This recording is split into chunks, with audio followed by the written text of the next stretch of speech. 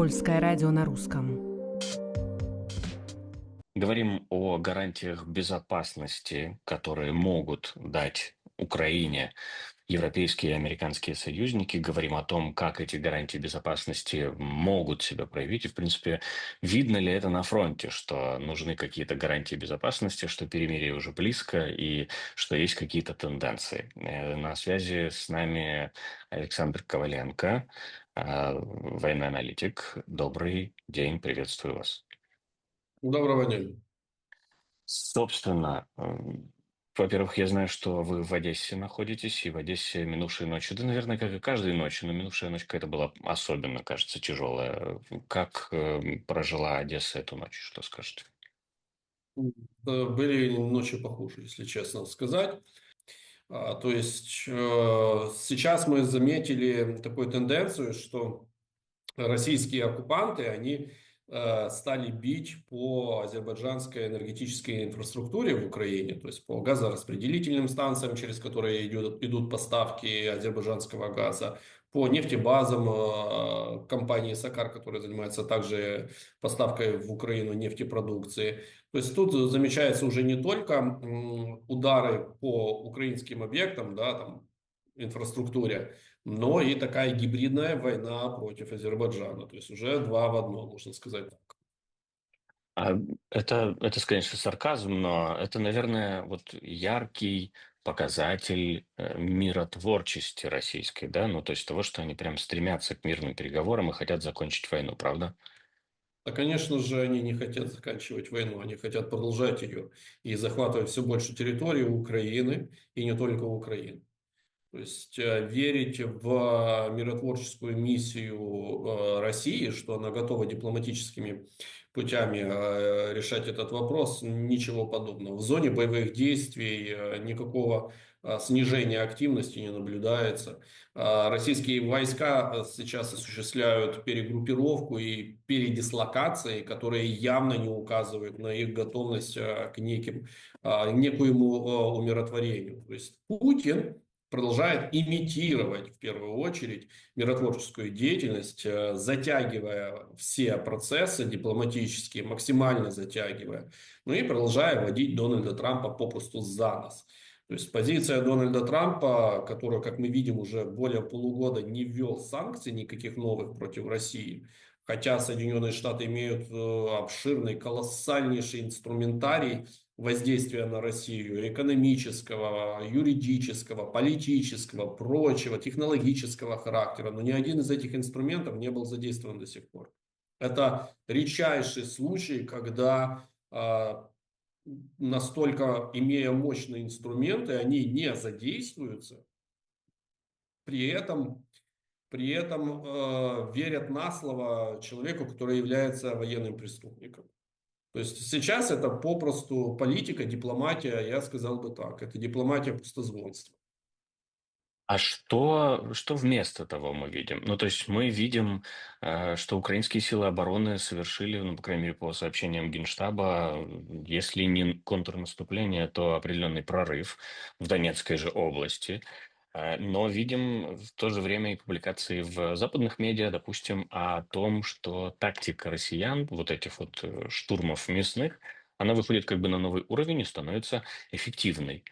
Кто все-таки впереди, можно сказать, на линии фронта? Я понимаю, что ситуация разная на всех участках, но тем не менее, где здесь есть доля правды? Ситуация довольно тяжелая и динамичная. Она развивается очень динамично. Никаких улучшений каких-либо там с той или с другой стороны быть попросту не может. Все достаточно тяжело. Эффективность мясных штурмов, ну а как можно сказать, мясной штурм эффективен?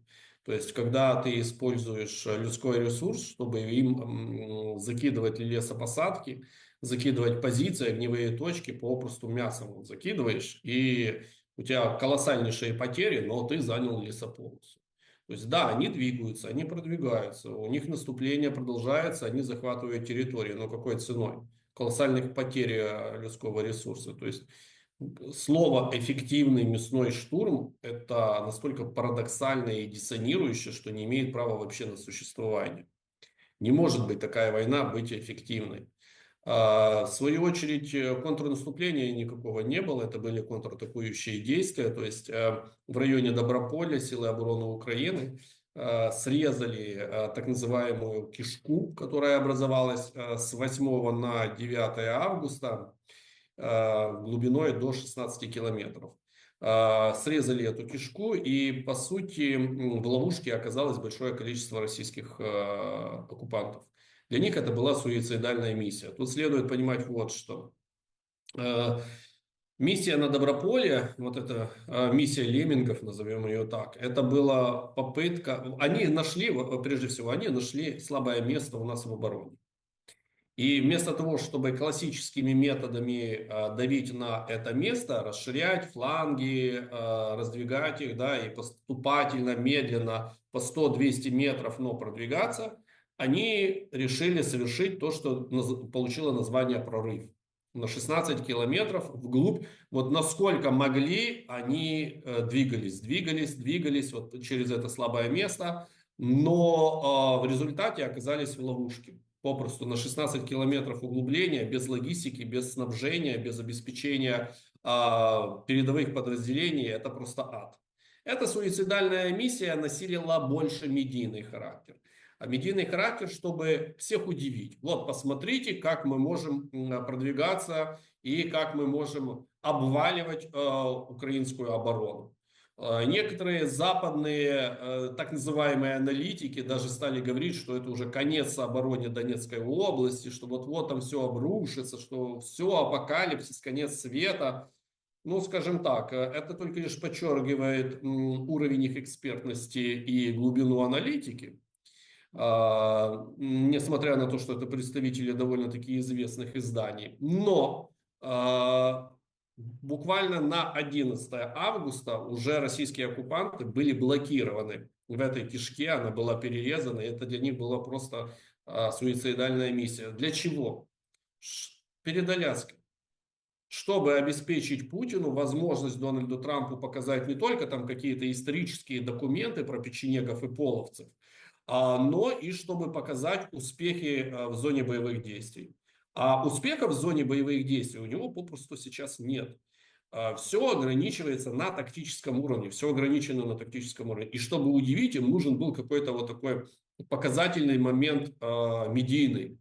Они потратили сотни жизней личного состава убитыми, ранеными и пленными, только чтобы у Путина была возможность удивить Дональда Трампа вот таким вот углублением. Он не удивил, поскольку это углубление было блокировано и срезано еще до встречи на Аляске.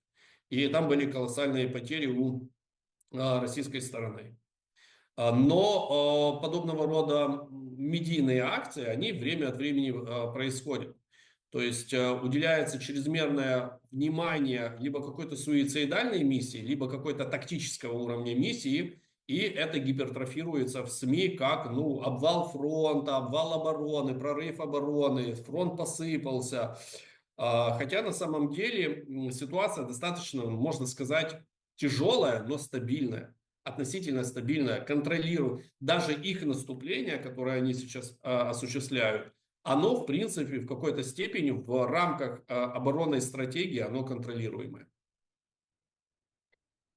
То есть, в принципе, ситуация не меняется на линии фронта, по крайней мере, на известных нам участках, особо не меняется.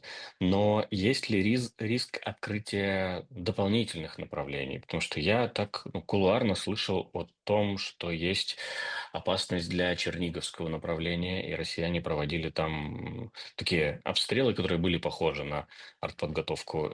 И Сумское направление давно уже используется ими, но вот эти северные части, плюс еще и давайте не забывать, что скоро будут учения в Беларуси, как бы дополнительный такой острый момент. В Беларуси мы должны наблюдать за тем, как увеличивается российская группировка, и от этого уже исходить, отталкивается именно от этого. То есть, если там соберется 3, 4, 5 тысяч российских военных, это ровным счетом ни о чем. А если там соберется 20-30 тысяч, то это уже код красный. Следует повышенное внимание уделять именно этому направлению. То есть все зависит от количества контингента. Что относительно Черниговской области, вполне возможно, абсолютно не исключено, но группа войск Брянск, которая находится в Брянской области, это одна на сегодняшний день из самых слабых групп войск в составе северной группировки войск «Север». То есть там есть Белгородская, Курская и Брянская. Если Белгородская это более 50 тысяч, если Курская это до 60 тысяч. Польское радио на русском. Это подкаст «Главное. Действительно о важном». О том, о чем необходимо сегодня знать.